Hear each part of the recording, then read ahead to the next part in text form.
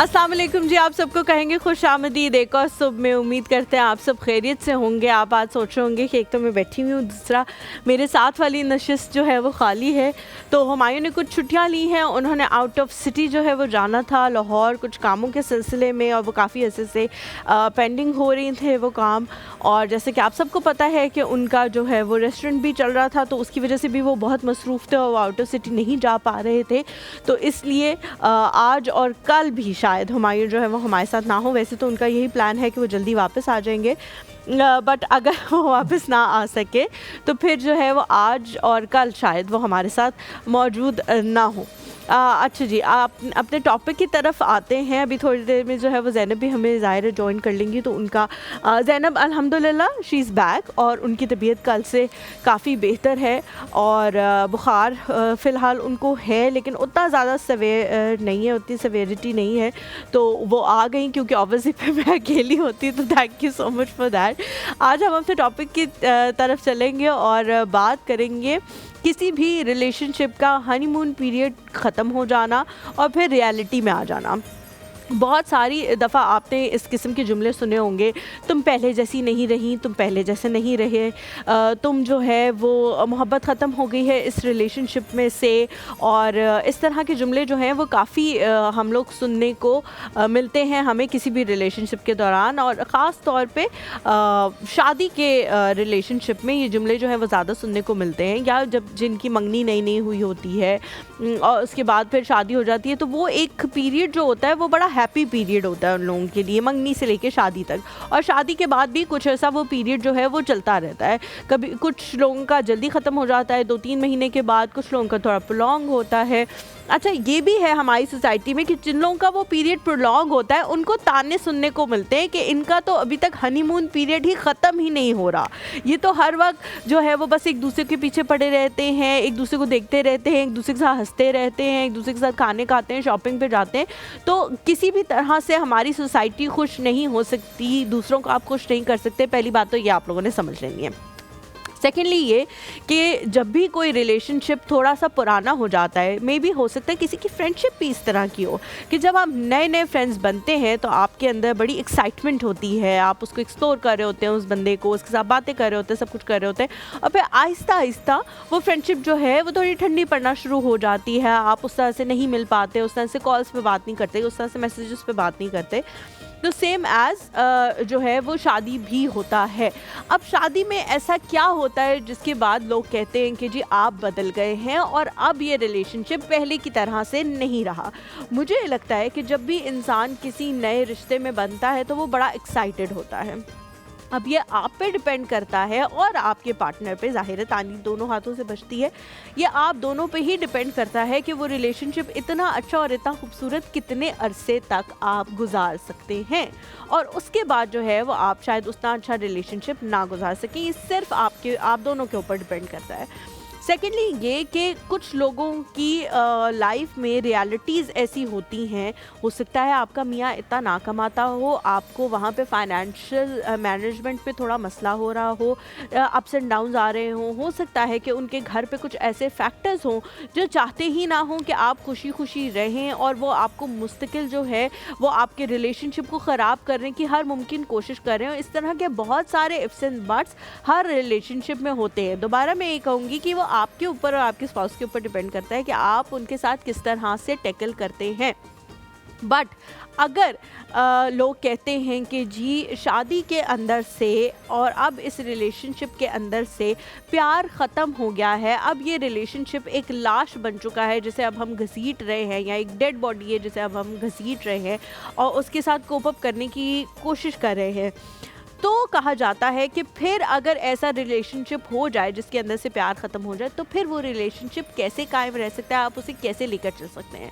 तो मैं हमेशा ये कहती हूँ कि चाहे किसी रिलेशनशिप के अंदर प्यार हो या ना हो, अगर म्यूचुअल रिस्पेक्ट उस रिलेशनशिप के अंदर मौजूद है तो फिर भी वो रिलेशनशिप कायम व दायम रह सकता है। अगर आप उनकी इज़्ज़त करते हैं, वो आपकी इज़्ज़त करते हैं, और सिर्फ जो है वो मुंह पे इज़्ज़त नहीं, आपके पीठ पीछे भी करते हैं, आपके डिसीजंस की इज़्ज़त करते हैं। समटाइम्स क्या होता है, माएँ जो हैं वो बच्चों को डांट रही होती हैं और बाप जो है वो बच्चों के सामने ही आके कहना शुरू कर देते हैं कि तुमने क्यों डांटा, तुमने ऐसे क्यों कहा।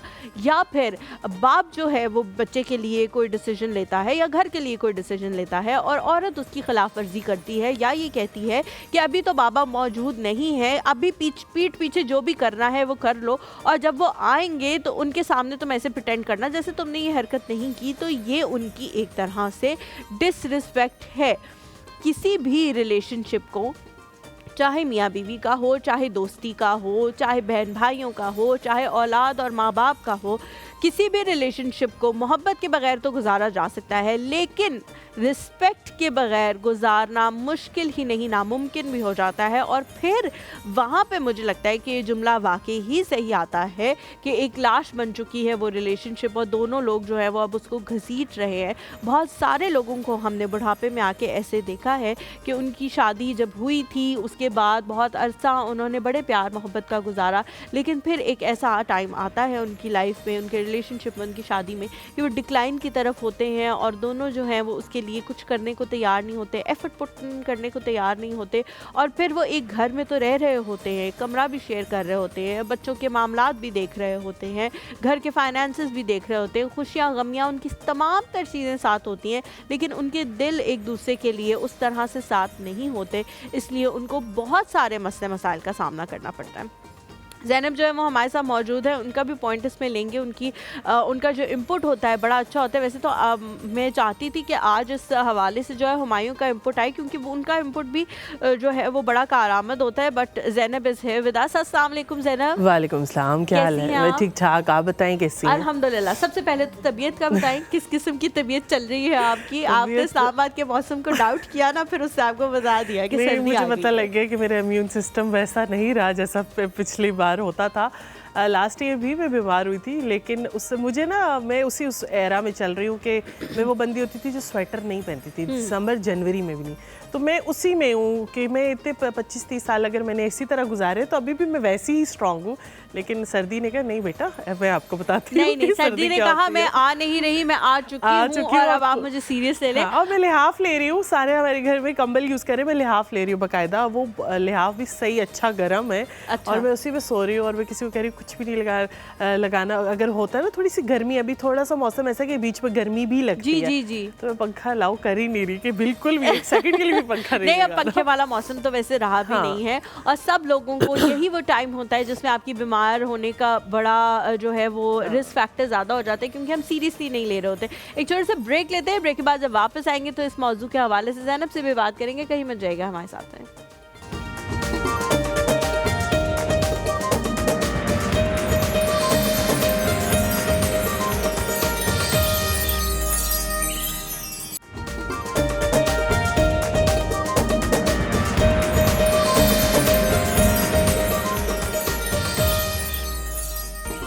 Welcome back to the show. एक और सुबह में एक बार फिर से आपको कहेंगे खुश आमदीद। हम बात कर रहे हैं किसी भी रिलेशनशिप के हनीमून पीरियड के ख़त्म हो जाने का। वैसे तो ज़्यादातर इसको शादी के रिश्ते से ही मुंसलिक किया जा सकता है कि आपका एक रिलेशनशिप जब हनीमून उसका पीरियड ख़त्म हो जाता है और जब आप रियलिटी की तरफ आते हैं, बहुत सारे इफ्स एंड बट्स होते हैं। अब आपने फाइनेंसेस भी मैनेज करने होते हैं, घर को भी देखना होता है। अब आप अगर आप बीवी हैं तो आपने मियाँ के काम भी देखने हैं, और अगर आप मियाँ हैं तो आपने बीवी के फाइनेंसेस भी देखते हैं। तो वहाँ पे जो है वो लोग ये कहना शुरू कर देते हैं कि अब आप पहले की तरह नहीं रहे, अब आप मुझसे प्यार नहीं करते, अब आप उस तरह से इजहार नहीं करते, और बड़े मसले मसाइल जो हैं वो इन बातों की वजह से शुरू हो जाते हैं। जी ज़ैनब, आपका क्या कहना है इस चीज़ पे कि एक तो ये बताएं कि हनीमून पीरियड जो ख़त्म होता है उसकी रीजंस क्या क्या होती हैं, और अगर कोई भी रिलेशनशिप उसमें जो है वो प्यार ख़त्म हो जाए तो फिर उसको कायम व दायम कैसे रखा जा सकता है? अच्छा, यहाँ पे मैं ये बात बोलूँगी कि जो रिलेशन अगर ख़राब होता है तो वो किसी तीसरे की वजह से होता है। अच्छा। मियाँ बीवी का अपना रोल मुझे ये लगता है कि वो कहीं 10 या 20% होता है, बाकी के लोग जो उनसे जुड़े हुए होते हैं उनकी वजह से रिश्ता ख़राब होता है। जैसे मैंने अभी कल एक पोस्ट लगाई हुई थी कि मुझे उसमें लिखा हुआ था कि मुझे आके ये मत बताओ कि किसी ने क्या बुराई की, मुझे ये सुनना है कि इतनी उस इंसान की हिम्मत कैसे हुई कि उसने मेरी बुराई तुम्हारे सामने की। ठीक है, तो हम ही खुद स्पेस देते हैं कि अगर मेरे पास मेरी ही अम्मी या मेरी बहन या भाई या साथ की फैमिली में से कोई आए और ये कहे कि जी साथ ने ऐसा किया था, ये तो मैं बढ़ा चढ़ा के वो सुन भी लूँ और आगे से 4 बोल भी दूँ, तो यहाँ से काम ख़राब होता है क्योंकि कोई तीसरा आके बात बोल रहा है ना। मुझे ये चीज़ लगती है कि रिस्पेक्ट का एलिमेंट बहुत ज़्यादा होना चाहिए। बेशक आप घर में कितने ही बुरे क्यों ना हो, आपस में कितनी ही लड़ाई क्यों ना कर रहे हो, लेकिन दूसरों के सामने आपको ऐसा रहना चाहिए कि आपसे बेस्ट कोई भी नहीं है, ताकि कोई स्पेस इतनी ज़रा सी भी ना चूंटी बराबर भी स्पेस किसी को ना मिले कि हाँ हम इनके बीच में दरार डाल सकते हैं या इनका रिलेशन ख़राब किया जा सकता है। तो ये अच्छा कुछ लोगों को क्योंकि न्यूली मैरिड होते हैं उनका ये एक्सपीरियंस पहले नहीं होता, क्योंकि मैं अपने एक्सपीरियंस से बता रही हूँ, तो ये टाइम सेटल डाउन चीज़ों को करते करते इतने साल गुजर जाते हैं कि मियाँ बीवी के बीच में इख्तलाफ आ जाता है, और वो जब समझने के स्टेज पे आते हैं तब या तो बीवी या तो खावंद, इन दोनों में से एक ऐसे 4 कदम पीछे हो जाते हैं कि वो 4 कदम आगे बढ़ाने के लिए तैयार ही नहीं होते, क्योंकि वो इतनी बार हर्ट हो चुके होते हैं कि वो कहते हैं कि अब इससे आगे नहीं, क्योंकि हमने इतने साल इस इंसान का ट्रस्ट टूटा या इससे टूटा है या हमें हर्ट हम हुए, तो अब आगे मुझे क्या कि मैं दोबारा ट्रस्ट करके आगे 4 कदम चलूँ तो क्या वही ट्रस्ट वापस मिलेगा, क्या वही रिस्पेक्ट वापस मिलेगी? लेकिन ज़ैनब आपने कहा कि तीसरे बंदे की वजह से हमेशा जो है वो मसले मसाइल होते हैं। डोंट यू थिंक कि एट टाइम्स हमारे अपने ही मसले मसाइल हो सकते हैं? कोई बंदा गुस्से का बहुत तेज हो, ठीक है, और वो जो है वो सबके सामने अपनी बीवी पे गुस्सा कर दे फॉर सपोज, तभी अगलों को भी लूप होल मिलेगा कि वो उसकी बुराई कर पाएंगे। यही बात कर रही हूँ कि आपने अगर गुस्से वाले भी हैं तो वो कंट्रोल कैसे करना है, क्योंकि अब आप अकेले नहीं हैं। पहले आप माँ बाप के सामने गुस्सा भी कर लेते थे, बहन भाई थे उनके सामने, तो आप किसी और को अपने घर लेके आए हैं, चाहे लड़का या लड़की है, लड़की को भी गुस्सा आता है। आपने किसी को इतनी स्पेस क्यों दी कि अगर आपने गुस्सा किया तो अगला सहम गया है, अगर आपके गुस्से से अगला सहम गया तो तीसरे को फील होगा कि अच्छा इसको तो गुस्सा दिलाया जाएगा तो उनके बीच में रिलेशन खराब हो सकता है। तो लोग तो बस मौका देखते हैं कि कब मौका मिले और कब काम खराब किया जाए। डोंट यू थिंक ज़ैनब कि जब लड़का लड़की वो एक पीरियड होता है जिसमें आप कहते हो बस शादी के कपड़े, शादी की ज्वेलरी, शादी का वेन्यू, क्या खाएंगे, क्या पिएंगे, कहाँ जाएंगे, फिर उसके बाद घूमने का होने लग जाता है, अब जी यहाँ जाएंगे, फॉरेन ट्रिप पे चले जाएंगे या कहीं नारायण खागान टाइप जगह पे हुंजा चले जाएंगे, इस तरह की चीज़ें बहुत टाइम से आप सोच रहे होते हो, बिकॉज हर किसी की शादी में कम से कम 6 महीने पहले से तो तैयारियां शुरू हो जाती हैं। उस टाइम आप किसी भी रियलिटी के बारे में नहीं सोचते, यार इसका मिजाज कैसा है, कैसा नहीं है, खड़ूस है, नहीं है, बहुत ही ज़्यादा रिजर्व्ड है, बहुत ज़्यादा घुलने मिलने वाली है, बहुत ज़्यादा लोगों के साथ हंसी मजाक करने वाली है। मे बी कुछ लोगों का, जिस तरह मेरा मिजाज है, मैं हर किसी के साथ घुलती मिलती हूँ, सब कुछ करती हूँ,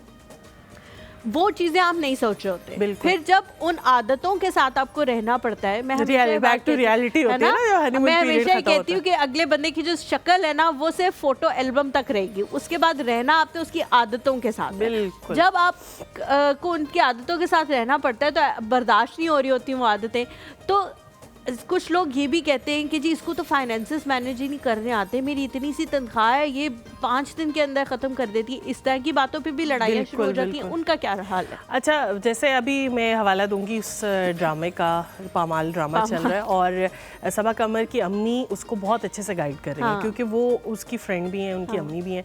तो मुझे ये चीज़ होती है कि जो चीज़ें उसकी माँ ने उसको उसकी शादी से पहले पिक्चर दिखाई कि तुम्हारे अब्बू ऐसे रहते थे, ऐसे रहते थे, वो तो बता दिया, लेकिन रियलिटी असली बात क्यों नहीं बताई कि अप्स एंड डाउन्स आते हैं लाइफ में। अब जब उसका काम, वो तो उसी कहानियों में और अफसानों में थी कि अच्छा अब्बू ने अम्मी के साथ ऐसा टाइम गुजारा, अब मेरे अब्बू ऐसे थे, तो वो आके बोलती है कि अब अब्बा तो ऐसे नहीं थे, तो फिर उसने बोला, आगे से जवाब दिया कि तुम्हें क्या पता, हर मर्द ऐसा ही होता है या हर चीज ऐसी होती है। उन्होंने ये भी कहा कि वो तो वैसे थे जैसा मैंने तुम्हें बताया। तो मैं कहती हूँ कि यहाँ पे माँ बाप का काम है कि वो कपड़े, शादी, ये सब कुछ चलता रहता है, रियलिटी भी तो बताएं कि कभी गुस्सा भी आ सकता है, कभी ये चीज़ भी हो सकती है कि घर में पैसे भी कम हो सकते हैं, कभी ऐसा भी हो सकता है कि एक वक्त की रोटी खानी भी पड़े, कभी ऐसा भी हो सकता है कि शायद 10 जोड़े तुम्हें एट अ टाइम मिल जाए। तो उन चीज़ों को कैसे संभालना है, कैसे एक्सप्रेस करना है, ये हमारे माँ बाप का काम है, चाहे लड़के वाले चाहे लड़की वाले, इनका काम है कि वो अपने बच्चों को सिखाएं।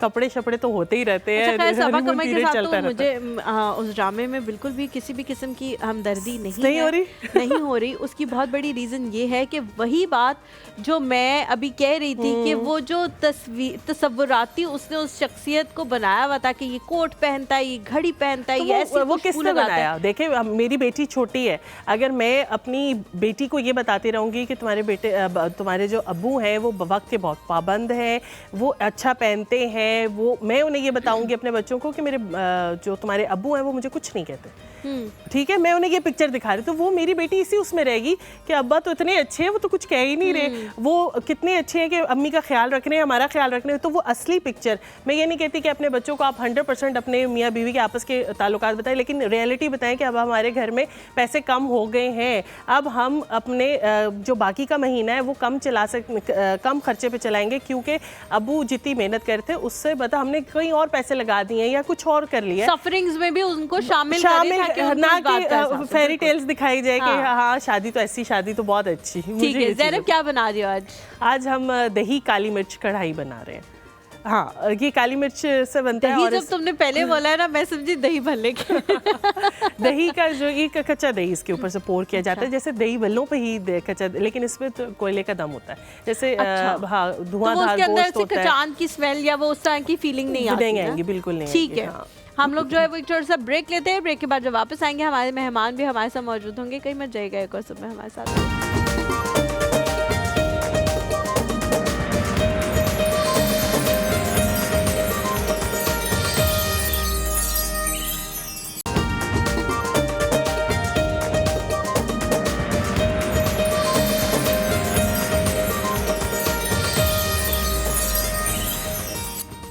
Welcome back to the show. आज हमारे साथ जो गेस्ट मौजूद हैं उन्होंने अपने इंट्रोडक्शन में और अपना जो बायो पे उन्होंने लिखा था वो मैं पढ़ी थी। मुझे एक चीज़ बड़ी अच्छी लगी। हम हमेशा यहाँ पे कहते हैं जी एंटरप्रेन्योर्स को हम आपसे मिलवाते हैं, उन्होंने अपने बायो में लिखा हुआ था आई एम अ मॉमप्रेन्योर।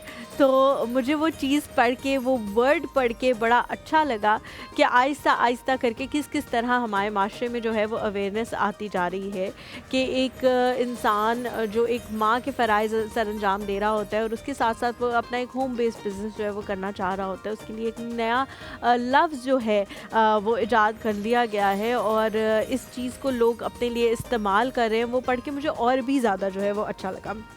आज जिन शख्सियत से हम आपकी मुलाकात करवाने वाले हैं, ई कॉमर्स इंडस्ट्री से वो एफिलिएटेड हैं, उसके साथ मिलके काम करती हैं, उनके बहुत सारे प्रोडक्ट्स हैं जो वहाँ पे जो है वो सेल आउट करती हैं। फाइबर आर्ट्स का बिज़नेस कर रही हैं, डिजिटल डिज़ाइनर हैं, वो अपना एक छोटा सा बिज़नेस जो है वो रन कर रही हैं जिसमें विंटर वेयर्स हैं, हाथ से बनाए गए बहुत सारे ऐसी चीज़ें जो आप सर्दियों में इस्तेमाल कर सकते हैं। सर्दियों की आमद है, आपको इनको आज जहाँ बुलाने का मकसद भी ये है कि कोई भी चीज़ आपको अपने लिए अपने बच्चों के हवाले से पसंद आए तो आप उनको ऑर्डर भी कर सकते हैं। वो अपनी वेबसाइट, अपना इंस्टाग्राम, यहाँ पे सब कुछ जो है वो शेयर करके जाएंगी।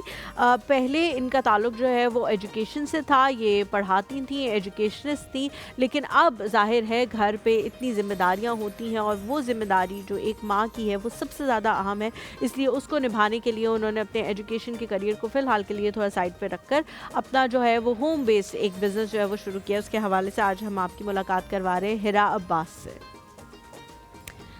अस्सलाम वालेकुम हिरा, कैसी हैं आप? वालेकुम अस्सलाम, ठीक ठाक। Please have a seat. Thank you so much for coming. Thank you for having me. It's my player. लेकिन आज थोड़े से मेरे ख्याल से हंसी मजाक और कह के हमारे शो में कम होंगे, क्योंकि जिनको हमने इस काम के लिए रखा हुआ है वो आए नहीं है यहाँ पे आज। हमायूं जो है वो आज छुट्टी पे है और आपने भी आते ही उनके हवाले से पूछा, वो बिल्कुल ठीक है, शहर से बाहर उन्होंने जाना था तो इस वजह से जो है वो आज नहीं आए।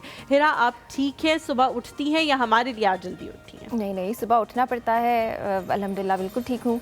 और बच्चे हैं, दोनों स्कूल जाते हैं, तो उनके लिए उठना पड़ता है, उनसे भी पहले उठना पड़ता है। उनसे भी बिल्कुल, हर माँ को जो है वो बहुत सारे काम करने के लिए बच्चों से पहले ही उठना पड़ता है। हिरा, आज का जो हमारा टॉपिक है, पहले मैं उसके हवाले से आपके जो है वो कमेंट्स लेना चाहूँगी, फिर हम आगे इस बिज़नेस के हवाले से बात करेंगे। हम बात कर रहे हैं कि हर रिलेशनशिप का एक हनीमून पीरियड होता है, और जब वो गुजर जाता है और आपको उस बंदे की आदत के साथ रहना पड़ता है, तो एट टाइम्स जो है वो आपको बहुत मुश्किल हो रही होती है। फिर इस तरह के जुमले भी सुनने को मिलते हैं, आप पहले जैसे नहीं रहे, तुम पहले जैसी नहीं रही, पहले तुम ऐसे करती थी, मेरी रजामंदी या मेरी पसंद नापसंद का तुम ख्याल रखती थी, अब तुम अपनी मर्जी करने लगे हो। इस तरह के बहुत सारे XYZ जुमले जो हैं वो सुनने को मिलते हैं। आपको क्या लगता है कि ये हनीमून पीरियड जब ख़त्म होता है तो उसे कैसे टैकल करना चाहिए? और सेकेंडली ये कि अगर एक शादी के रिलेशनशिप में से प्यार का एलिमेंट ख़त्म हो गया है तो उसे कैसे गुजारा जा सकता है फिर?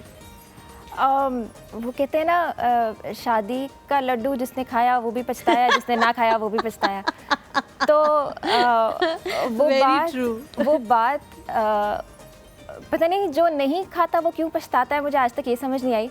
जो खाता है उसका पछताना तो समझ आता है कि उसका पेट खराब हो जाता है। ये भाई इसकी मैं खिलाफ हूँ। जो सारे शादी कर लेते हैं ना, वो कहते हैं नहीं, खाने वालों को ना पछताना चाहिए, तो फिर आप मिसाइल कायम करते ना करते हैं आप शादी। लेकिन बहुत सारे लोग यही फिर वजह भी उसकी देते हैं ना, आपने कर ली है, हमें भी कर दे रहे, हम भी अपना पेट खराब करके ही ये बात कहेंगे कि खाने वाले पछता रहे हैं। एक्चुअली कॉम्प्रोमाइज़ जो है ना वो ज़िंदगी का हिस्सा है, और कॉम्प्रोमाइज़ आपको बहुत सारी चीज़ों में करना पड़ता है, और इस रिश्ते में तो स्पेशली कॉम्प्रोमाइज़ बहुत ज़्यादा करने पड़ते हैं। और हमारे यहाँ एक बहुत ज़्यादा जो कि जिसको मैं मसला समझती हूँ, स्पेशली मेरी जनरेशन तक शायद, आगे अब की माएँ बहुत समझदार हैं, लेकिन हमारी माएँ जो थी, मुझे जहाँ तक याद है, जिससे सुना, जिस फ्रेंड से सुना, जहाँ फैमिली में सुना, बस इस काबिल हो जाओ कि तुम्हारी शादी हो जाए। हमने उसको मेयार बना लिया। तो उसके अल्टीमेट गोल ये है, ये करना है ताकि शादी हो जाए, ताकि शादी। और बस जब वो हुआ तो उसको फैंटेसाइज कर दिया सबने, फिर वो Aahista Aahista. It's a very bitter reality basically, it's not easy. और आपकी तो प्रैक्टिकल लाइफ ही शुरू उस वक्त होती है जब आपकी शादी हो जाती है, और फिर आपको बैलेंस करना पड़ता है। माँ बाप के घर में तो बड़ी ऐशी होती है। बिल्कुल ठीक, छोटी छोटी चीज़ें जो हैं वो आपको वहाँ जाके उस बात का एहसास होता है कि वो बड़ी अजीब होती हैं। फॉर सपोज़ आपको माँ बाप के घर में कभी इस बात का ख्याल नहीं आता कि आज ये तारीख हो गई है, बिल आने वाला होगा, बिल आ जाए। कभी देख भी लिया तो ठीक है, नहीं भी देखा तो ना सही। आप कभी ये नहीं सोचते कि मैंने ही मोटर चलानी है, क्योंकि अगर पानी ख़त्म हो गया तो सब मुझे ही आवाज़ें लगाएंगे कि मोटर चलाए मामा या समथिंग। और भी बहुत सारी चीज़ें, कोई आ रहा है घर पे तो अब सारे मामलात आपने ही देखने हैं कि उनको क्या देना है, कहाँ बिठाना है, कहाँ उठाना है, क्या क्या खिलाना है। ये सारी चीज़ें हैं जो आपको वाकई शादी के बाद ही पता लगती हैं, जब आपके ऊपर जिम्मेदारियों का बोझ आता है। आपके प्रोफेशन के हवाले से बात करेंगे, लेकिन जो मैंने इंट्रोडक्शन में कहा कि मुझे वो लफ्ज़ बहुत अच्छा लगा, मॉमप्रेन्योर का, ये लफ्ज़ आपने ख़ुद इजाद किया है या नहीं? गूगल पे ये मौजूद है, वहाँ से आपने जो है इसे एक्सट्रैक्ट किया है। ये लफ्ज़ आपको भी उतना अच्छा लगा जितना मुझे लगा, इसके पीछे क्या रीज़न है? इजाद मैंने नहीं किया, मेरा ख्याल है वो एक चीज़ जब शुरू हो जाती है। अब हम बहुत सारी एंटरप्रेन्योर्स पे, ये अभी कुछ अरसे पहले तक ही खाली एंटरप्रेन्योरशिप थी, बिल्कुल। अब मॉमप्रेन्योरशिप है, इसलिए क्योंकि बहुत सारी माएँ हैं इस फील्ड में, और घर बैठ के बिजनेसेस बेसिकली वही ख़वातीन ज़्यादा कर रही हैं जो अपने बच्चों को भी उतना ही टाइम देना चाहती हैं जितना। तो ये एक स्टार्ट हुआ था, इट जस्ट केम, मैंने ना सर्च किया ना कुछ, मुझे नहीं पता था, बस वो एक जगह पे मैंने इसी तरह कि अच्छा mom and an entrepreneur equals mompreneur, तो बस it just came to me. तो हाँ, दैट्स वेरी नाइस, मुझे बहुत अच्छा लगा ये सुन के।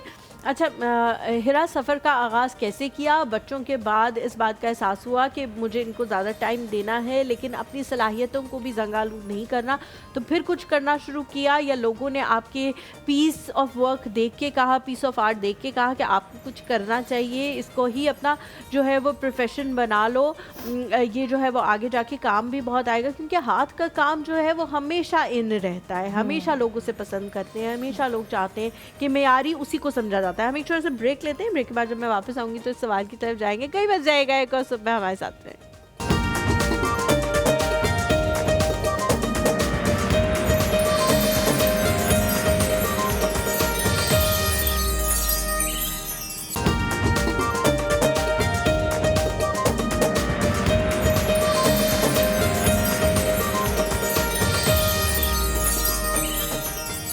Welcome back to the show. Break पे जाने से पहले जो है वो मैंने सवाल पूछा था कि किसी ने कहा आपको या इस चीज़ की कब ज़रूरत पड़ी कि आप जो है वो इस चीज़ को अपना प्रोफेशन भी बना लें। तो हिरा, ये सफ़र जो है वो कैसे शुरू हुआ? मैंने अपनी दादी से सीखा था 7 और 8 साल की उम्र में। अच्छा। तो स्टार्ट तो वहाँ हो गया था क्योंकि मेरे अंदर था थोड़ा सा स्किल्स थे। मैं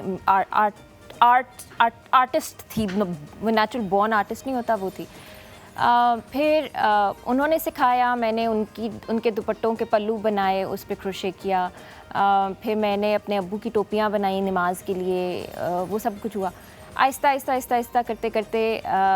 जब शादी हुई तो मार्केट गई, देखा बच्चों के लिए कपड़े नहीं थे अच्छे, बिल्कुल मज़ा नहीं आया क्योंकि मशीन का दौर था, हैंडमेड का इतना ज़्यादा ट्रेंड नहीं था। और क्योंकि एक टाइम था जब हैंडमेड ख़त्म हो गया था, और अगर होता भी था तो बहुत एक्सपेंसिव होता था, तो बंदा सोचता था कि यार ये इतना नहीं कर सकते। एक्सपेंसिव उस वक्त भी शायद इतना नहीं था, लेकिन इतना मार्केट में नहीं था क्योंकि उससे पहले जो ख़वातीन बनाती थी वो कहती थी हमें उसकी उजरत ठीक नहीं मिलती, जितना हम उस पर टाइम लगाते हैं हमें उतना मिलता नहीं है। तो उन्होंने छोड़ दिया। तो बीच में पूरी जनरेशन ने छोड़ दिया था काम, और मार्केट में थी नहीं कोई चीज़, मशीन मेड चीज़ों का मज़ा नहीं था, डिज़ाइंस नहीं थे। बस फिर चूँकि स्किल था और बच्चों को पहनाना था, स्टार्ट कर दिया। अब माशाल्लाह बड़ी बेटी 16 इयर्स की हो गई है माशाल्लाह, और ये बिज़नेस 17 इयर्स का हो गया है। उससे साल पहले शुरू हुआ था। हाँ। तो ये 17 का हो गया है, और बस। अच्छा, बहुत सारे लोग, मैं इसको थोड़ा सा टेक्निकल भी लेके चलूँगी और थोड़ा सा हम आपके हवाले से बात करेंगे। मुझे बताएं, बहुत सारे लोग ये कहते हैं हिरा कि ये एक थेरेपी है। डिप्रेशन के पेशेंट्स को, एंजाइटी के पेशेंट्स को बाकायदा रिकमेंड किया जाता है कि आप ये चीज़ करें। बहुत सारे लोगों को रिसेंटली मैंने ये देखा है कि वो अपनी वीडियोस लगा रहे होते हैं, मेकअप करा रहे हैं, बैठे लोगों से बातें करें, गाड़ी चल रही है उसमें बैठे हुए और ये काम कर रहे हैं। ताना नीर का मैं आपको ब्रेक में भी कह रही थी कि उन्होंने अभी एक वेस्ट बनाई थी अपने लिए, जो कि मुझे लग रहा था कि फ़र्स्ट टाइम के लिए बहुत मुश्किल उन्होंने बनाया है। वो उसकी जिस तरह के उन्होंने वो फ्लावर्स उसके ऊपर बनाए हुए थे। मैंने काजोल को बहुत देखा है, वो बहुत ज़्यादा बैठी कर रही होती है, कह रही होती है it's kind of a therapy, मुझे पे नहीं करना पड़ता किसी को भी जाकर, और मैं बनाती रहती हूँ बैठ के। थेरेप्यूटिक कैसे है ये? क्या आपका ध्यान बढ़ जाता है मसले मसाइल की वजह से या नहीं? जो एग्रेशन अंदर इकट्ठा हो रहा होता है वो इसके थ्रू निकलता रहता है। ये बात तो बिल्कुल ठीक है कि एग्रेशन निकलता है इससे बहुत ज़्यादा। और थेरेप्यूटिक ये ऐसे है कि आप जब काउंटिंग में फंसते हो ना इसकी, कि मैंने इतने घर चढ़ाए थे और हाँ। क्या ये इतने ही हैं आगे, और मैंने इसको कितनी मेजरमेंट करनी है और कितना बढ़ाना, बस आपका सब बाकी रह जाता है।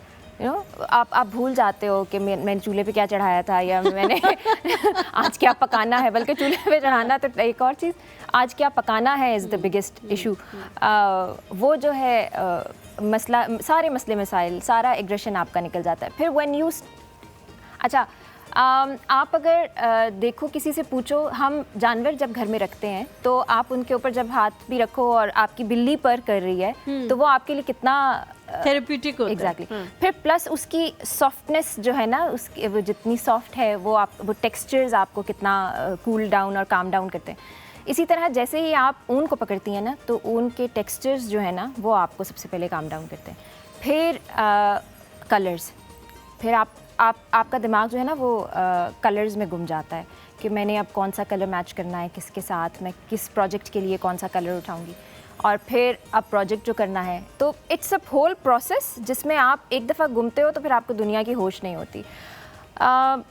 सबसे बेहतरीन थेरेपी है इसलिए क्योंकि वही बात, आप दुनिया भूल जाते हो और आप मसले मसाइल से निकल जाते हो। ये क्या वो सास बहू के सारे से निकल जाते हैं। अच्छा हिरा, इसको बिजनेस बनाना किस तरह से प्रॉफिटेबल हो सकता है? बिकॉज जब हम बच्चे थे तो हमें लगता था कि ये सिर्फ दादियों नानियों का ही काम है कि उन्होंने अपने नवासे नवासियों पोते पोतियों के लिए ये चीज़ बनानी है। ये बस इसी हद तक है कि वो प्यार से एक चीज़ जो है बनाएंगी और जब आप पहनेंगे तो उन्हें बड़ा अच्छा लगेगा, बस इसकी उजरत यहीं तक है।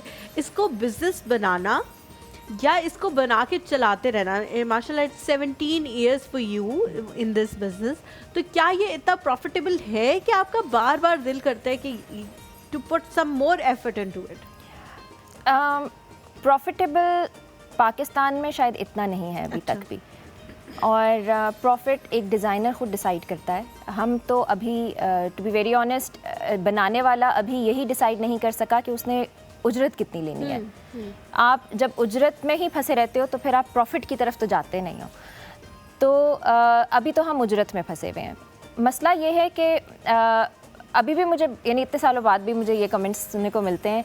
ये तो उस दिन किसी ने टिकटॉक पे डाला हुआ था, आई स्पेंट अ होल मैंने 2 हफ्ते लगाए, 3 हफ्ते लगाए एक बड़े से ब्लैंकेट को बनाने में, 40 बाय 40 इंचेस का, जिसके ऊपर बहुत एप्लिक थी, पूरे बेड, डबल बेड जितना ऑलमोस्ट। हाँ। उसको पैचेस पहले उसके जोड़े और फिर उसके ऊपर जो है ना अलग अलग चीज़ें बना के लगाई, तो उसको बहुत टाइम लगा। और जब मैंने वो बना लिया और मैंने ऐसे ही उसको टिकटॉक पे भी लगाया, तो किसी ने कहा ये तो लंडे में मिल जाएगा।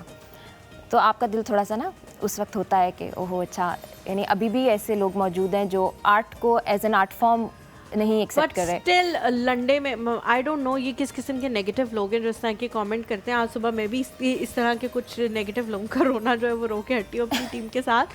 लंडे में बनाया मिलेगा, मे भी मिल जाए आपको, लेकिन इसका मतलब है वो यूज़ होगा, वो किसी ने इस्तेमाल किया होगा और उसके पैसे उसने वो ख़रीदा होगा और उसने वो सही पैसों पे ख़रीदा होगा, फिर उसने वो इस्तेमाल किया, फिर उसका दिल उससे भर गया, फिर उसने उसको लंडे में दे दिया और फिर आपको लगा कि अब मैं ये ख़रीद लेता हूँ। एक यूज़ चीज़ और एक नई चीज़ में ज़मीन आसमान का फ़र्क होता है। अच्छा, रिसेंटली मैंने कल परसों ही देख रही थी, एक बहुत बड़ा ब्रांड है, सभी जानते हैं इसलिए इंटरनेशनल है, उसका नाम भी ले सकते हैं, प्राडा ने जो है वो निकाले आपका जैसा एक सेशन आया ना, सेफ्टी पिन्स निकाली हैं जिसके ऊपर क्रोशिया हुआ है, और वो एक पिन, इतनी सी एक पिन जिसके ऊपर एक लाइन जितना सिर्फ क्रोशे है, वो उसकी जो प्राइस है वो $900+ है और लोग फिर भी ख़रीद रहे हैं। क्या अब आपको लगता है कि इस तरह के बड़े बड़े ब्रांड्स जब इस तरह की चीज़ों को इंट्रोड्यूस कराते हैं तो फिर लोगों को बाकी चीज़ों की भी अहमियत का एहसास होता है और फिर वो ये सोचते हैं कि वहाँ पे एक अंग्रेज़ जो है वो इतनी सी पेन $900 की जब ख़रीद सकता है तो फिर मैं भी यहाँ पे ख़रीद सकता हूँ, और इस चीज़ की अहमियत है क्योंकि वो हैंडमेड है, उसकी अहमियत को वो समझना शुरू कर देते हैं। डू यू रियली थिंक कि इस तरह के ब्रांड्स के इनिशिएटिव के बाद आप लोगों को भी फ़ायदा होगा? ये ब्रांड्स जो है ना, इंटरनेशनल ब्रांड स्पेशली, ये क्रोशे और निटिंग में तो बहुत कमाल कर चुके हैं ऑलरेडी। हर डिज़ाइनर जो है ना वो कहीं ना कहीं निटिंग और क्रोशेइंग टेक्निक्स में अपने विंटर वेयर्स इंट्रोड्यूस करा चुका है बहुत यूनिक तरीके से। अब प्राडा की ये पिन, मुझे नहीं पता अब उसकी पिन, अब मैं भी एज अ सेलर अगर देखूं तो मुझे अभी भी नहीं लगता कि वो शायद उसकी वर्थ इतनी है। बिल्कुल, बट प्रॉबली उस पिन की शायद कोई वर्थ हो क्योंकि उसके ऊपर जो क्रोशे किया हुआ है वो तो नहीं, आई डाउट दैट। मुझे लगता है कि प्राडा की इतनी वर्थ है कि वो उन्होंने जो है $900+ का कि वो पिन जो है वो रखी है और फिर भी लोग उनके ऊपर एतबार करके वो ले रहे हैं। अब एक थोड़ा सा ब्रेक लेते हैं, ब्रेक के बाद जब वापस आएंगे तो हीरा की चीज़ें यहाँ पे डिस्प्ले करेंगे और 1 बाय 1 आपको चीज़ें दिखाना शुरू करेंगे, कहीं मत जाएगा। एक थोड़ा सा ब्रेक लो, हमारे साथ हैं।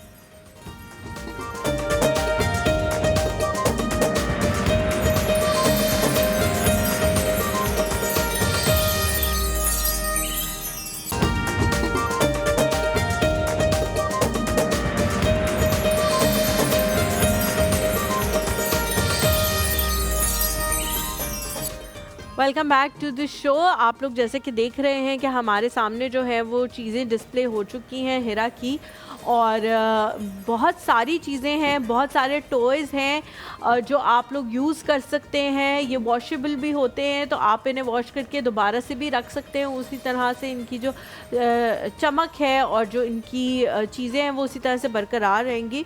हीरा, मुझे याद है मैंने आपसे एक जो है सेट पीस लिया था और वो अभी तक मेरे पास मौजूद है। वो लास्ट ईयर भी खदीजा ने पहना हुआ था क्योंकि स्ट्रेचेबल था, तो इस ईयर भी इंशाल्लाह उसको आ भी रहा है और आ जाएगा।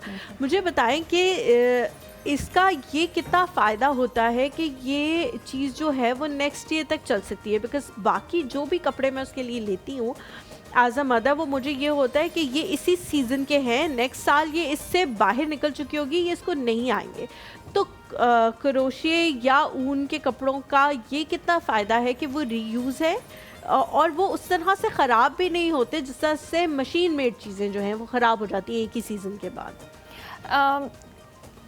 टेक्सचर और ऊन क्वालिटी जो है ना ऊन की या किसी भी थ्रेड की, वो मैटर करती है बहुत ज़्यादा।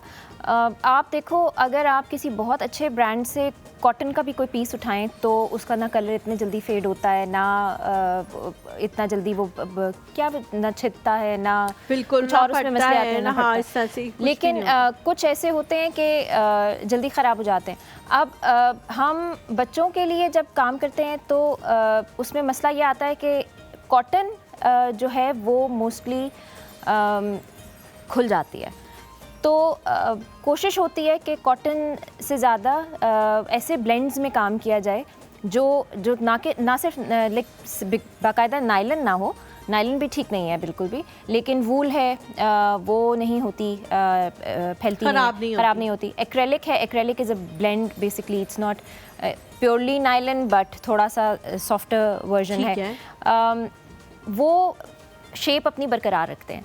फिर आप जितना मार्जिन निटिंग करते हुए, ये डिज़ाइनर पे भी है कि आप जितना मार्जिन निटिंग करते हुए रख रहे हैं और आप खुद अगर उसको देख रहे हैं कि इतना फ्री साइज़ हो कि अभी भी बच्चे पे बहुत थैला ना लगे और अगले साल भी आराम से, तो उसमें स्ट्रेच एक होती है नेचुरली जो वो शेप अपनी वापस भी लेकर आता है, तो छोटे पे भी फिट आ जाता है और फिर बड़े पे भी फिट आ जाता है, तो वो बिल्कुल ठीक कह रही हैं। अच्छा, अब जिस तरह से ये एक जो है मैं आप लोगों को दिखाती हूँ, स्वेटर है और साथ में इसकी कैप है, ये 3 महीने तक के बच्चे के लिए जो है वो बिल्कुल आइडियल साइज़ बना हुआ है। बट अगर आप इसे लेते हैं तो 4-5 महीने का बच्चा भी इसके अंदर आ जाएगा, क्योंकि ये ऐसे सॉफ्ट हैंड से इसको निट किया गया है कि इसमें थोड़ा सा स्ट्रेच अभी बाकी होगा। अच्छा, साथ साथ जो है ना हम थोड़ी सी प्राइसिंग के हवाले से भी बात करेंगे, बिकॉज़ जितने भी ब्रांड्स पे अब मैं जाती हूँ, मैं उनको देखती हूँ तो आसमान से थोड़ी सी नीचे हैं उनकी कीमतें लिटरली। पिछले दिनों मैं एक ब्रांड पे गई, बड़ा मशहूर पाकिस्तान का ब्रांड है, वहाँ पे मैं गई, मैंने एक स्वेटर पसंद किया और जब मैंने उसकी कीमत देखी तो 9,000 रुपये थी। मुझे लगा कि एक तो ये कि मैं अपने लिए भी 9,000 का स्वेटर नहीं लेती, सेकंड चीज़ ये कि मैं अगर अपने लिए कोई भी चीज़ लेती हूँ तो मेरा साइज़ अगले 5-6 साल तो यही रहेगा, तो मैं उसको रीयूज़ करती रहूँगी। बट फॉर किड्स आप ये सोचते हो कि यार ये फॉर 1 सीज़न है, तो ये मे बी इतनी वर्थ नहीं है इस चीज़ की कि आप इसके ऊपर इतना पैसा लगा दें। हैंडमेड चीज़ें हालांकि पूरी दुनिया में ज़्यादा महंगी तस्वुर की जाती हैं क्योंकि उनको एक इंसान हाथ से बनाता है, स्टिल लेकिन पाकिस्तान में कम होती हैं। तो थोड़ी प्राइस रेंज भी आपने बतानी है कि एक स्वेटर की, या एक जैसे ये है स्वेटर विद कैप, इसकी प्राइस ऑलमोस्ट क्या होगी और उसमें क्या कंसेशन वगैरह हो सकता है कि कोई अगर लेना चाहे तो ले सके आपसे? इसकी प्राइस हम डिसाइड करते हैं वूल की कॉस्ट पे बेसिकली। ठीक है। अब प्योर वूल अब बहुत एक्सपेंसिव हो गई है और प्योर वूल हमारे पास पाकिस्तान में तो अवेलेबल नहीं है, इंपोर्टेड लेनी पड़ती है, तो हमें इंपोर्टेड लेनी पड़ती है। और एक्रेलिक में भी हमारे पास पाकिस्तान में ब्रांड्स कोई इससे ख़ास नहीं है।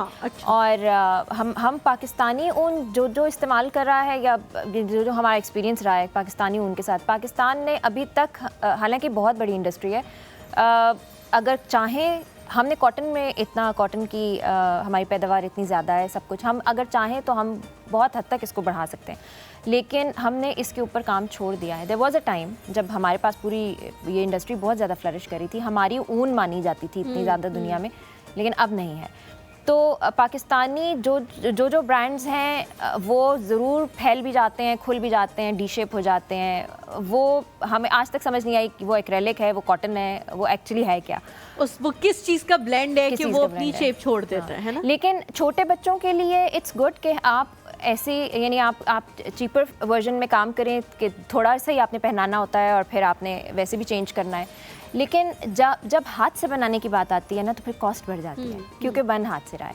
अब आपने बताया, मैं आपको बताऊं, लास्ट ईयर मैंने मार्केट सर्वे की, सारी रिसर्च की, और मुझे पता चला कि प्योर वूल machine made last year 11,000 adult size तक पहुंच गया था। तो अगर मशीन मेड वहाँ तक पहुँच गया था तो फिर हाथ की कीमत डेफिनेटली उससे बढ़ जाती है। तो लेकिन हम अभी तक नहीं वो चार्ज कर सक रहे। मैं यही कह रही हूँ कि हाथ की कीमत पूरी दुनिया में ज़्यादा है, बट नॉट इन पाकिस्तान। बिल्कुल। तो प्राइसिंग का थोड़ा सा है, बाकी आप अगर हम इसमें हमारे पास यहाँ पे टर्किश यान आती है बहुत ज़्यादा, और अब चाइनीज़ भी आ रही है, लेकिन चाइनीज़ ऑब्वियसली वो बात नहीं है जो फिर भी टर्किश यान की बात है, क्योंकि उनकी इंडस्ट्री बहुत बड़ी है और वो आप जब लेते हैं तो आपकी ऑब्वियसली कॉस्ट बढ़ जाती है। फिर that totally depends from the smallest size to almost around 3000 to फिर जितना आपने उसमें डालना है, वो कहते हैं ना जितना घी और शक्कर नहीं, डालेंगे लेकिन उतना ये मुझे तो ये बहुत ही ज़्यादा अफोर्डेबल और बहुत ही ज़्यादा नॉमिनल लग रहा है एज़ कम्पेयर टू अगर हम बड़े ब्रांड्स को देखें जो भी 4-5 पाकिस्तान में हैं, जिनको सब जानते हैं, जो हर सिटी में मौजूद हैं, उनकी प्राइसेस बहुत ज़्यादा हो गई हैं। और ये मेरा ज़ाहिर है अपना एक्सपीरियंस है बच्चे की वजह से, तो मुझे ये चीज़ भी लगती है कि नहीं ये टू मच है। अच्छा, अब हम एक एक करके वैसे मैं दिखाती हूँ आपके, ये कितने साइज़, ये भी 3 मंथ्स के बच्चे का है ना साइज़, ये भी आप लोग देख सकते हैं। जायदा आंटी भी आ गई हैं भाई, मैं उनसे कहूँगी अपने पोते के लिए वो ज़रूर कुछ ख़रीदें हिरा से। अस्सलाम वालेकुम जायदा आंटी, कैसी हैं आप? वालेकुम अस्सलाम, कैसी हैं लीमा बेटा आप? बिल्कुल ठीक अल्हम्दुलिल्लाह, आप कैसी हैं? मैच कर रहे हैं लीमा आप ये मुझे दिखा रही, मुझे बहुत अट्रैक्ट कर रहा है, ये बहुत ज्यादा है ना ये वाला। मैंने बहुत लेना है। मैंने जैसे ही उठाया है मैंने कहा जायदा आंटी आ गई हैं और मैं उनसे कहूँगी कि अब आपने अपने पोते के लिए कुछ ना कुछ ज़रूर लेना है। जरूर इंशाल्लाह, जरूर जो आपको जायदा अच्छा आंटी लग रहा है, मैं आपको आप दोबारा से मैं कॉल मैं करती बता हूँ। दूंगी। जायदा आंटी मैं आपको दोबारा से कॉल करती हूँ। हम एक छोटे से ब्रेक लेते हैं, ब्रेक के बाद जब वापस आएंगे तो जायदा आंटी को कॉल करेंगे और इन्हीं से बात कंटिन्यू करेंगे।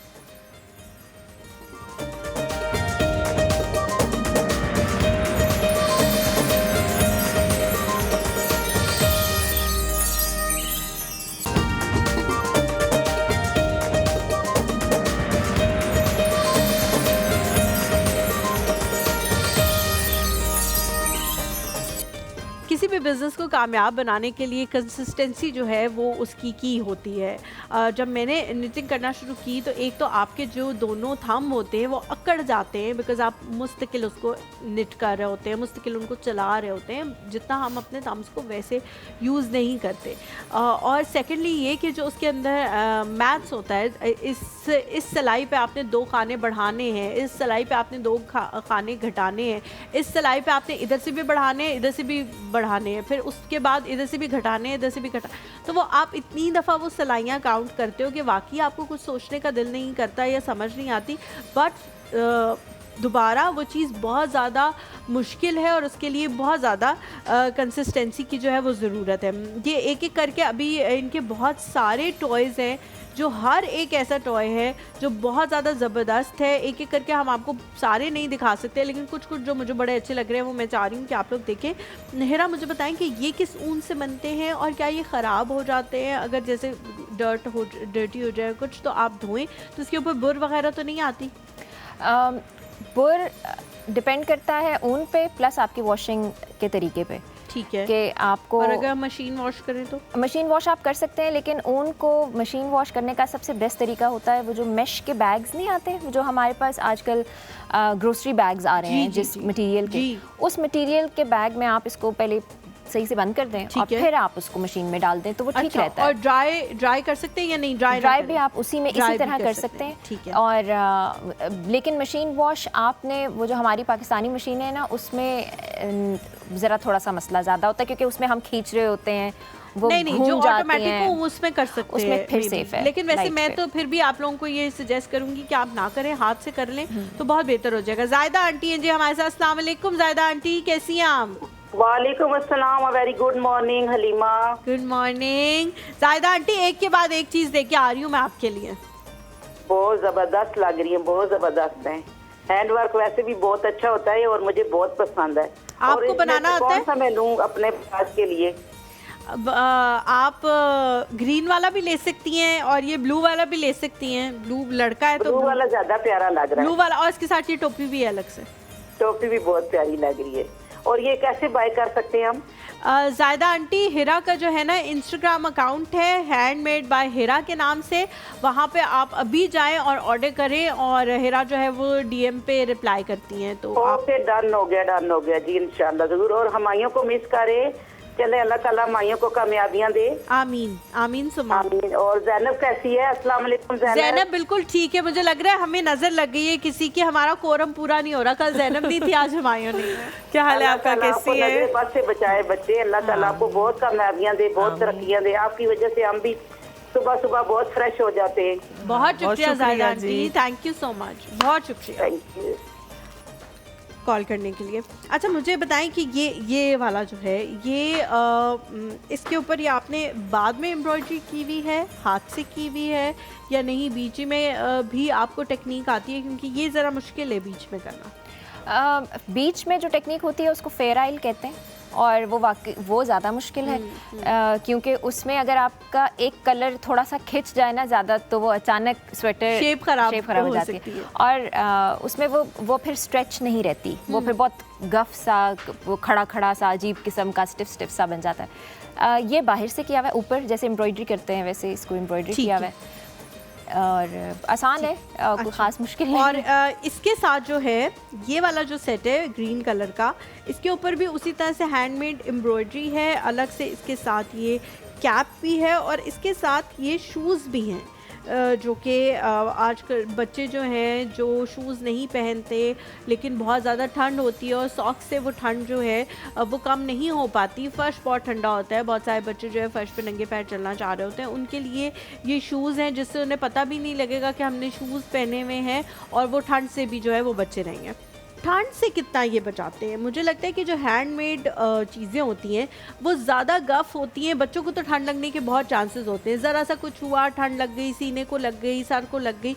ये चीज़ें जो हैं इनके अंदर कितनी कैपेसिटी है as compared to machine made चीज़ें कि उनके निस्बत ये कितना ज़्यादा आपको सर्दी से बचाते हैं? इसी के अंदर कैपेसिटी है बेसिकली ठंड को बचाने की, ठंड से बचाने की, बिकॉज़ ये हाथ से बुना जाता है। इसमें हम मशीन से जब आप बनाते हैं ना कोई भी चीज़ तो धागा खिंचता है, जब धागा खिंचता है तो वो थिन हो जाता है, तो ये मोटा ही रहता है, हम इसको कितना हम इसको खींच नहीं सकते। तो वो चूँकि ऑलरेडी वो गर्म होता है मटेरियल भी, फिर हमारा बुनने की टेक्निक्स ऐसी होती हैं, तो सबसे ज़्यादा तो यही बचाता है। और हिरा इस सेट की क्या प्राइस है अगर कोई ख़रीदना चाहे तो? इस सेट की प्राइस 4850 है। ठीक है, क्योंकि इसके साथ अब आप देख लें कि 3 चीज़ें एसोसिएट हैं, अटैच्ड हैं, कैप भी है, जूते भी हैं, स्वेटर भी है। और मुझे सबसे ज़्यादा जो स्वेटर्स अच्छे लगते हैं वो आगे से खुलने वाले होते हैं क्योंकि बच्चों को पहनाने में बड़े आसान होते हैं। जो सर से जाने वाले होते हैं उनमें अक्सर वो बच्चों का सर जो है वो खिंचता है और वो बुरा मनाते हैं उस चीज़ का, तो ये मुझे बहुत अच्छे लगते हैं। अच्छा हिरा, अब आ जाते हैं आपके थोड़े से इन पीसेस की तरफ जो आपने लिहाफ बनाए हुए हैं बच्चों के लिए। पंखा चल रहा हो तो उसमें लिटा के आप ये लिहाफ दे दें, उनको बिल्कुल भी किसी भी किस्म की ठंड या सर्दी नहीं लगेगी। इनको बनाने में भी ज़्यादा ज़ाहिर टाइम लगता होगा, फिर इनके बीच में आपने चीज़ें भी बनाई हुई हैं, शेप्स भी बनाई हुई हैं, उसमें आपकी मेहनत भी लगती होगी और ये भी उसी तरह बिकते हैं। इनका आपको क्या लगता है कि ये मतलब लोग ख़रीदते हैं बहुत शौक़ से? पहनने की चीज़ें तो चलें फिर भी लोग ख़रीद लेते हैं, इन चीज़ों पे लोगों का क्या रिस्पॉन्स आता है? इस पे बिकॉज़ ये ऑल थ्रू द ईयर चलते हैं, यानी सीजनल नहीं रहते। आप इसको पंखे में, आप इसको एसी में, गाड़ी में कहीं जा रहे हैं तब आप यूज़ कर लें। आप वॉक पे लेके जा रहे हैं बच्चे को, हवा चल रही है, आपने ऊपर उड़ा दिया। Baby wraps baby wraps use होते हैं विंटर में, तो और फिर ऑब्वियसली फिर डेकोर पीसेस भी बन जाते हैं। तो एंड में शुरू में भी लोग अक्सर अभी रिसेंटली मुझे एक ऑर्डर आया था जो माँ ने अपनी बेटी का रूम सेट किया था because she was growing actually. वो अब अपने बेबी रूम से निकल के वो अपने गर्ल्स रूम में जा रही थी, तो उसने उसका सारा सेटअप चेंज किया एंड देन शी वांटेड कि उसका मैचिंग एक जो है ना वो ब्लैंकेट होना चाहिए। तो हमने यूनिकॉर्न एंड रेनबोज की थीम में ना वो उसका ब्लैंकेट हमने बनाया था। ज़बरदस्त। तो वो अच्छा खासा बड़ा साइज़ था और जो आप कहीं थी 40 by 40 का एग्जैक्टली है ना? हाँ। और उस पर उन्होंने फिर उसका नाम भी लिखवाया था तो वो क्यूट। और ये separate तो alphabets- हमेशा रहने वाली चीज़ है आपके पास, ये बिल्कुल। एक लाइफ टाइम इन्वेस्टमेंट है। बिल्कुल। ये अगर आप ऐसी कोई चीज़ अपने बच्चे के लिए बना लेंगे, चाहे वो 4 साल का है, 5 साल का है, वो हमेशा उसके साथ रहेगी। ऐसी बहुत सारी चीज़ें हैं जो हमारे बचपन की हैं और हम उनको रीलिव कर रहे होते हैं। आप जब उनको देखते हैं कि हमारे बच्चे वो पहन रहे हैं तो बड़ी खुशी महसूस हो रही होती है। ये चीज़ें ख़राब होने वाली चीज़ें नहीं हैं और किसी सीज़न से इनकी कोई अटैचमेंट नहीं है। जब ब्रेक से वापस आएंगे तो हम ये पूछेंगे कि अभी तो ज़ाहिर है विंटर्स आ रहे हैं तो ये सारी चीज़ें हैं, जब विंटर्स नहीं होते, जब समर्स होते हैं, तब ये बिज़नेस जो है वो कितना फ़ायदेमंद है। एक छोटा सा ब्रेक लेते हैं।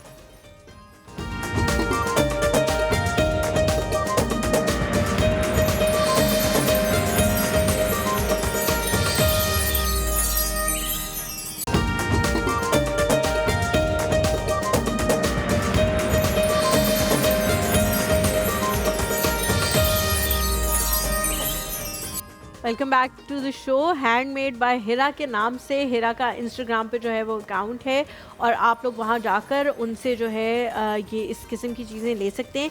ये पेंटिंग्स भी जो है, पेंटिंग्स तो वैसे नहीं है, हैंडमेड एम्ब्रॉयडरी को उन्होंने जो है वो कराया हुआ है, जल्द उसकी कराई हुई है। और ये जो अंदर यूनिकॉर्न बना हुआ है वो हाथ से बनाया गया है। आप लोग भी अगर अपने बच्चों के लिए इस तरह की कोई चीज़ बनवाना चाहते हैं, उनके कमरे के डेकोर के लिए बनवाना चाहते हैं तो बिल्कुल बना सकते हैं। कितना टाइम लगता है हिरा ये बनाने में? अगर मेरी तरह कोई बैठ के बनाए जो कि तकरीबन 20 जो हर वक्त घंटे हैं। बनाता रहे 20 से घंटे लगेंगे तो नहीं, लेकिन इसका मतलब है कि एक नॉर्मल इंसान इसे 3 दिन में मुकम्मल करेगा। नहीं, Not नॉर्मल like इंसान हिरा। शायद 1 हफ्ते में करेगा। अच्छा। ये टाइम कंज्यूमिंग है और बिकॉज ये क्रॉस स्टिच हुआ हुआ है जी। तो मुझे 20 घंटे 2 दिन लगे थे, यानी 40 घंटे कहें तो हाँ, 4-5 दिन घंटे, लग जाएंगे। हाँ ठीक है। तो हिरा आपके अंदर ये इतना स्टेमिना जो है वो कहाँ से आया कि 20 घंटे बैठे आप बनाती रहती है? मेरा ख्याल है माओ के अंदर बहुत स्टेमिना होता है। आई कांट एग्री मोर कि माओ के अंदर वाकई ही बहुत ज़्यादा स्टेमिना होते हैं। मैं आप लोगों को इनके जो है ना आप टॉयज़ दिखाती हूँ। टॉयज़ वैसे तो सामने हमने डिस्प्ले किए हुए हैं, बहुत सारे पड़े हुए भी हैं, लेकिन एक मुझे बड़ा अच्छा लग रहा था, एक डक की एक फॉर्म जो है और उसके ऊपर ये जो बना हुआ है ना ये भी ऊन का है। और उसके बाद हम मेहरुनिसा की कॉल भी लेंगे, वो भी हमारे साथ वेट कर रही हैं। बस ये मैं आप लोगों को दिखा दूँ, ये एक डक है शेप, ये धो भी सकते हैं, इसे यूज़ भी कर सकते हैं। इसके साथ एक स्टैंड भी अगर आप चाहें तो आपको जो है वो अवेलेबल हो सकता है कि आप उस स्टैंड पे जो है इसको लगा के अपने बच्चों के कमरे के डेकोर वगैरह में इसको शामिल कर सकते हैं। अस्सलाम वालेकुम मेहरुनिसा, कैसी हैं आप? वालेकुम सलाम, मैं बिल्कुल ठीक, आप कैसे हैं? मैं बिल्कुल ठीक हूँ। आज आपकी हंसी कहाँ गायब हुई हुई है? इधर ही हंस नहीं रही आज। इधर ही है हंसी या कहीं गई हुई है? हुमायूं के साथ वो भी लाहौर चली गई है। नहीं पे। कैसी हो मेहरुनिसा, क्या देख रही हो हमारा शो? तुम्हें क्या चीज़ सबसे अच्छी लग रही है? मैं देख नहीं रही हूँ, मैंने ऐसे कॉल की। ऐसी कॉल किए? कहाँ से छुप के कॉल किए तुमने? मुझे लगता है, मुझे शक लगता है कि तुम छुप के कॉल करती हो हमें। नहीं, मैं सबके सामने ही करती हूँ। कौन कौन है सब में? सब में मेरा अब्बू है और आंटी है और कोई नहीं। अब्बू है और आंटी है? जी। आंटी क्या लगती हैं तुम्हारी? काम वाली आंटी हैं, घर में काम करती हैं? नहीं, मेरी चाची। तुम्हारी चच्ची हैं। अम्मी कहाँ है तुम्हारी? जी, अम्मी तो बहुत हो गई है। अम्मी का इंतकाल हो गया, आई एम रियली सॉरी। और चची जो है वो चाचा है तुम्हारे? नहीं, वो जॉब पे गए हैं। जॉब पे गए हुए हैं। और बाकी बहन भाई कहाँ गए हुए हैं? बहन की शादी हो गई है और भाई भी जॉब करता है, यहाँ पे नहीं है। तो तुम क्या करती हो घर पे रह के? मैं घर का काम काज करती हूँ। क्या क्या काम कर लेती हो? निटिंग करनी आती है तुम्हें? स्वेटर बना लेती हो? मैं कुकिंग तो बिल्कुल नहीं करती हूँ, बस घर का जो सफाई वगैरह सब कुछ। और बहन, कुछ नहीं। कुकिंग के अलावा और कौन कौन से काम है घर पे जो तुम करती रहती हो पूरा दिन बैठ के? जो भी होते हैं काम। कुकिंग कौन कपड़े करता है? इस्त्री करना, चाची करती है धोना कुकिंग? वगैरह। कुकिंग कौन करता है? मेहरुनिसा चाची करती है तुम्हारी कुकिंग? जी, मेरी आंटी। आंटी करती है कुकिंग। आंटी क्यों कहती हो तुम? चाची है वो तुम्हारी, चाची कहा करो। बस हम बचपन से ऐसे ही कहते हैं। कुछ पूछना चाह रही हो मुझसे या मैं ही बस तुमसे सवाल पूछ के फोन बंद कर दूं? हाँ बस बंद कर दी। ठीक है, thank you so much Mehrunnisa for calling. बहुत अच्छा लगा तुमसे बात करके। Thank you. हेरा, ये टोपी है और इसके साथ ये पजामा है, शॉर्ट्स हैं। हाँ, शॉर्ट्स है, तो बीच वाली चीज कहाँ गई? ये शर्ट क्यों नहीं है इसके अंदर? ये कैसे बुनियाद के ऊपर पहनाएंगे हम ये एक्चुअली कॉस्ट्यूम है। अच्छा। या आप कहो हमारे यहाँ अब ये ट्रेंड बढ़ गया है ना कि फोटोग्राफर्स जो हैं वो बहुत छोटे बच्चों के फोटोशूट करते हैं, न्यू बॉर्न के, ये उनके लिए है। एग्जैक्टली। अच्छा, ये न्यू बॉर्न के लिए, न्यू बॉर्न के लिए आपको तो उनको जरूरी नहीं सारा चाहिए। हाँ, कभी एक पार्ट मुझे मांगते हैं, कभी दूसरा। मुझे समझ आ गई, थोड़ी सी इरिटेट मैंने फील किया है, लेकिन अब मुझे समझ आ गई। मुझे बताइए, न्यू बॉर्न के लिए बहुत सारे लोग जो हैं वो डिज़ाइन कॉस्ट्यूम भी बनवाना चाहते हैं, मे बी मरमेड का या सम प्रिंसेस एल्सा या समथिंग लाइक दैट, तो वो भी आप बनाती हैं अगर आपको ऑर्डर दे दिया जाए? कितने ऐसा पहले आपको ऑर्डर दे? क्योंकि न्यू बॉर्न की वो जो स्टेज होती है वो सोने वाली, वो बहुत कम दिन रहती है, मेरे ख्याल से कोई 10 दिन रहती है कि वो सो रहे हैं बस पूरा दिन सो रहे हैं, तो उसी के अंदर आपको वो फोटोशूट कराना होता है। अगर आप वैसा ही चाहते हैं कि वो सो रहे हों और वो कहीं लेटे हुए हों, तो कितने दिन पहले आपको ऑर्डर दें? मुझे मोस्टली फोटोग्राफर्स खुद रीच आउट करते हैं। अच्छा। और वही बनवाते हैं। ठीक है। इसलिए क्योंकि उनको ज़्यादा अंदाज़ा होता है कि हमारे पास किस किस कॉस्ट्यूम की डिमांड है। ठीक है। और उस लिहाज से क्योंकि पेरेंट्स कम आते हैं, पेरेंट्स ने वो कॉस्ट्यूम दोबारा तो चलता नहीं है। हाँ जी। फोटोग्राफर्स के यहाँ वो रिपीट होता रहता है। ट्रू। तो वो फिर पेरेंट्स जो हैं वो फोटोग्राफर को ऑर्डर कर देते हैं या पहले से बता देते हैं कि हम ऐसा ऐसा शूट चाहेंगे, क्योंकि वो भी एक पूरा प्रोसेस है बेसिकली, तो वो फिर पहले से ही बनवा लेते हैं सारा। उसमें ये होता है कि अगर छोटी चीज़ है, ज़्यादा टेक्निकल नहीं है, तो 1-2 दिन में भी बन जाती है। ठीक है। अगर और मुझे ऐसा 24 घंटे बैठ के काम करने वाला बंदा है तो, और अगर वो है बड़ी चीज़ है तो फिर उसमें टाइम लग जाता है। ठीक है। हेरा, मैंने ब्रेक पे जाने से पहले आपसे पूछा था कि विंटर्स के लिए तो ये बिज़नेस बहुत अच्छा है, बहुत प्रॉफिटेबल है। लोग जो हैं वो जैसी सर्दियाँ आती हैं बच्चों के लिए कैप्स, बूटीज़, स्वेटर्स, ये सब कुछ बनाना शुरू कर देते हैं। इवन अपने लिए भी, कुछ लोगों को सर पे भी बहुत सर्दी लगती है। मैं तो सर पे कभी मैंने नहीं ढका अनटिल अनलेस मैं कोई बीमार ना हुई हूँ, अदरवाइज़ मैं नहीं सर ढकती, मुझे नहीं अच्छा लगता। बट लोगों को बहुत सर्दी लगती है, वो कैप भी पहनना पसंद करते हैं या कोई शॉल क्रोशे की ही बनी हुई लेना जो है वो पसंद करेंगे, क्योंकि वो बहुत गर्म होती है। जब समर्स आते हैं तब ये बिज़नेस किस तरह से सस्टेन करता है? क्या तब भी आप कुछ इस तरह की चीज़ें बनाती हैं कि इससे प्रॉफिट आ रहा होता है, आपको कोई फिक्र करने की ज़रूरत नहीं पड़ती?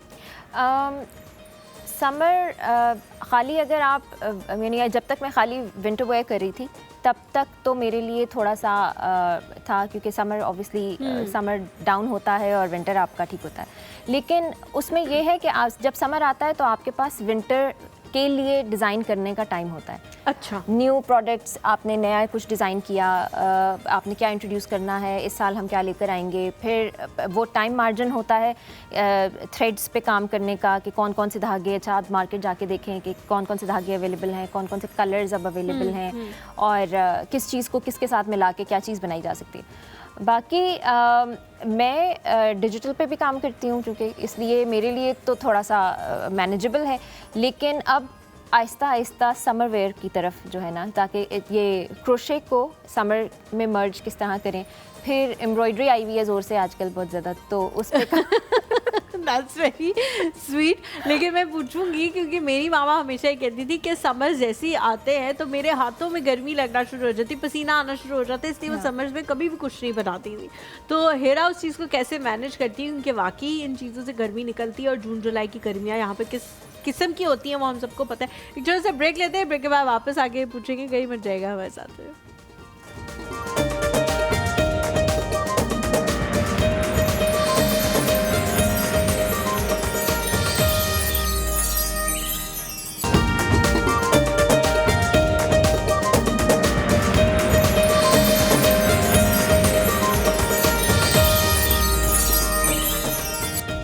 ये हेयर एक्सेसरीज भी जो है, welcome back to the show, hair accessories भी जो है वो हमारे पास मौजूद है, हिरा के पास मौजूद हैं। छोटी बच्चियों के लिए अगर आप लेना चाहते हैं और आपको लगता है कि जो भी आप लेते हैं वो जल्दी टूट जाता है या उसका फ्लावर जो है वो टूट जाता है और फिर सिर्फ नीचे की एक पट्टी रह जाती है जो कि इतनी अच्छी नहीं लगती, अप्रोप्रिएट नहीं लगती, तो आप इस तरह की हेयर एक्सेसरीज़ भी जो है वो ऑर्डर कर सकते हैं, इनसे बनवा सकते हैं, अपना भी कोई डिज़ाइन दे के बनवा सकते हैं कि आप क्या जो है वो लेना चाहते हैं। नादिया की कॉल लेते हैं, लेकिन है ना आ जाए, हम चलते हैं किचन में और किचन में जाके हम नादिया की कॉल लेंगे। आप भी आ जाए। जी ज़ैनब, नादिया की कॉल ले ले। हाँ, पहले अस्सलाम वालेकुम नादिया। वली भाई का ही पूछना। वालेकुम सलाम, गुड देख ही नहीं रही मॉर्निंग। होगी। गुड मॉर्निंग, मैं ठीक हूँ, तुम कैसी हो? अल्लाह का शुक्र ठीक। सर आपकी तबीयत कैसी है? ठीक है? आपसे पूछ रही है। हाँ जी, मैं बिल्कुल ठीक ठाक। आप बताएं कैसी है नादिया? ये आपकी तो सोनिया अभी जो है ना शो में हो गया, लगता है अभी घर नहीं है। मुझे नहीं समझे। मुझे भी नहीं आई, दोबारा बोलो क्या कह रही हो नादिया, समझ नहीं आ रही। मैं कह रही हूँ शो में आई हुई है ना। हाँ वो कह रही है आप शो में आई नहीं या घर पे? मुझे लगता है कि घर नहीं है। मैंने हाल पूछा, जवाब नहीं दिया इन्होंने।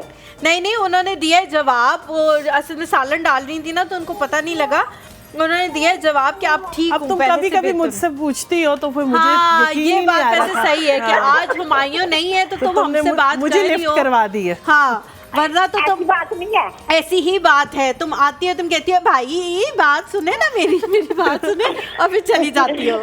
अभी तो सोचिए, अभी तो भाई से बात करने के लिए तो कॉल की है, वो आ जाएगी, आवाज नहीं आई इनकी। तबीयत ठीक है, वो क्यों नहीं आए? वो क्यों नहीं आए? हमें क्या पता। ऐसे ना कहा करिए आप। नहीं, क्या हमने क्या कहा है? हमने कहा हमें क्या पता सेबियत ठीक है कि नहीं, क्यों नहीं आए। मैं आपको पता होगा, फिर भी बताएं। मैं क्या उसके साथ का उसके घर में रहती हूँ, जो मुझे पता होगा, मुझे कैसे पता हो आपके सकता है? पास नंबर तो है ना, रास्ता तो होता है ना, आपको जरूर पता कि वो आज क्यों छुट्टी पे है। दिल कर रहा था उसका, इसलिए छुट्टी कर ली। कल सोनिया आपकी की ये तबीयत खराब थी, तो ये ना कल आपका। हाँ, ये हो सकता है, ये हो सकता है कि एक दिन जो है वो उसने छुट्टी ज़ैनब ने छुट्टी की थी, एक दिन हमारे ने की, अब कल मैं करूंगी, मेरा बनता है यार। ये देखो, ये मेरे साथ तो ज्यादती है ना। मैं दोनों दिन आपकी जगह पे मैं आ जाऊंगी सोनिया, वो मुस्काना पे आपकी जगह पे मैं आ जाऊंगी। ठीक है, ये बस तुम यही चाहती हो कि तुम अपने भाई के साथ तुम भी यहाँ बैठो और गप्पे लगाओ, है ना? आप भाई से ना यही चाहती हूँ मैं।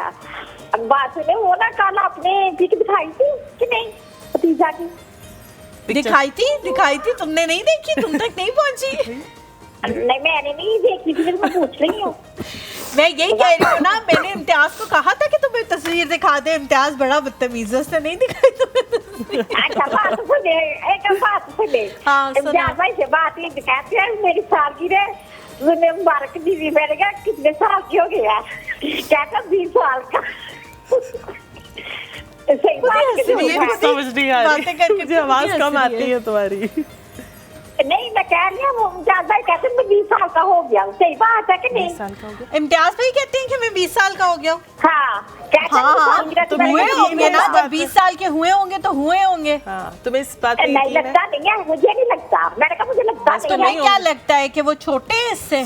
नहीं बोली है। बड़े जितने भी हो तुमसे छोटे ही हैं, और तुम जिस तरह अपने भाई की तरह उम्र छुपाती फिरती हो ना, तुम्हें तो ये सवाल जेब ना देता है। आपके अंदाजे से कितनी होगी उम्र? गैस करें हजरत, सही बताऊंगी बिल्कुल। इतनी होगी कि खदीजा की तुम बड़ी खाला ही लगती हो। अच्छा, और मेरे वाली भाई से कहना मुझे बाजी कहाँ करे। वली भाई से कहूँ कि बाजी कहाँ करे?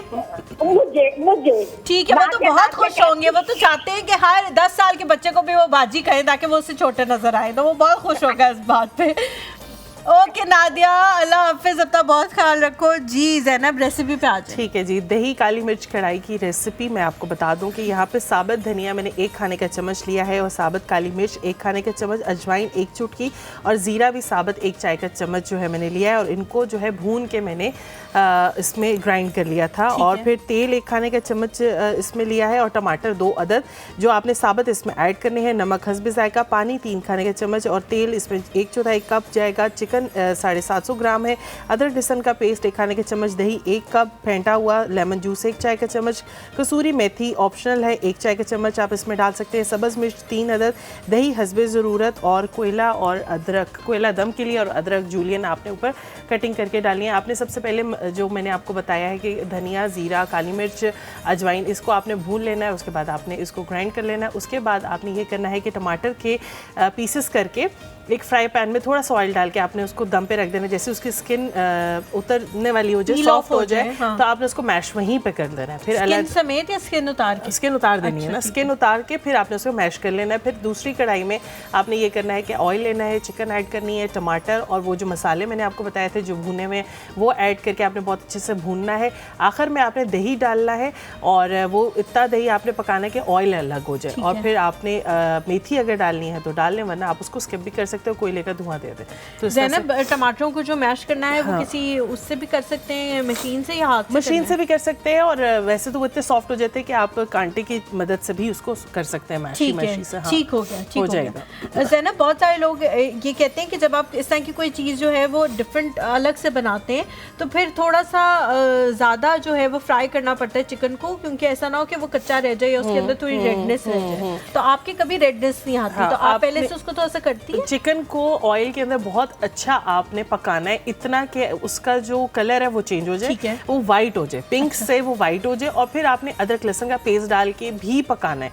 तो वो जब बहुत अच्छे से पक जाएगा तो उसमें तो ना तो वो रेडिश रहेगा। और दूसरा एक और टिप, अगर तो आपकी मुर्गी आती है ज़िबा होके घर पे, तो आपने ये करना है कि आपने मुर्गी को 1 घंटे के लिए फ्रीज़ कर देना है। तो वो जो उसका ब्लड होगा, ये जो मुर्गी का टेम्परेचर होगा वो डाउन हो जाएगा, और उसका वो ब्लड जो हड्डियों में से निकलता है पकाते वक्त, तो वो जम जाएगा। तो वो आपका खाना पकाते वक्त जो है वो मसला नहीं ठीक हो गया। ज़ैनब, बड़ी अच्छी आपने टिप दी है, thank you so much Zainab. आपने इतनी तबीयत खराबी में भी हमारे लिए जो है वो खाना बनाया, थैंक यू सो मच हिरा। बहुत अच्छा लगा आपसे मिल के, आपकी चीज़ें देख के, एक से बढ़ के एक है। अल्लाह ताला आपके कारोबार को और ज़्यादा तरक्की दे, और ये भी उसी तरह का ब्रांड बन रहे जिस तरह के ब्रांड्स के हवाले से हम बात करें। इंशाल्लाह जी आप लोगों से मुलाकात होगी कल। अपना अपने वालिदैन का बहुत ज़्यादा ख्याल रखें, हमें दीजिए इजाज़त। अल्लाह हाफ़िज़।